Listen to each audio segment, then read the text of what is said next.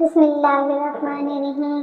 اپنے اچھے حالات میں خدا کا شکر ادا کرو اور برے حالات میں اپنے اعمال پر غور و فکر کرو۔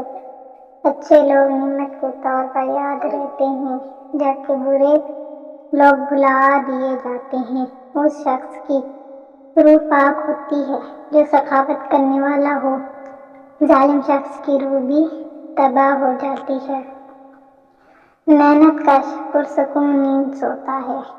وعدہ کر کے پورا نہ کرنے سے بہتر ہے کہ وعدہ نہ کیا جائے۔ علم حاصل کرو چاہے ساری دولت ہی کیوں نہ خرچ کرنی پڑے۔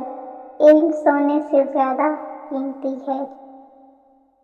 جب تک انسان ٹھوکر نہیں کھاتا تب تک وہ مغرور رہتا ہے۔ کم بولنا حکمت ہے۔ بے وقوف خاموش رہے تو عقل مند سمجھ جاتا ہے۔ دوسروں کی خوشی کے لیے اپنا غم چھپانا بھی ایک بڑی نیکی ہے۔ مشکل میں کبھی کسی بزرگ سے مشورہ نہ کرنا، وہ تمہارا حوصلہ مزید کم کر دے گا۔ لوگوں کو اذیت سے بچانا چاہتے ہو تو اپنی خوشی کی وجہ کسی کو نہ بتائیں۔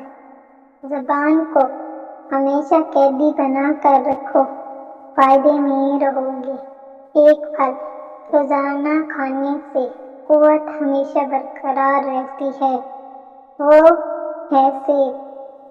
وہ شخص جو سمجھدار لوگوں کے ساتھ بیٹھتا ہے خود بھی عقل مند ہو جاتا ہے۔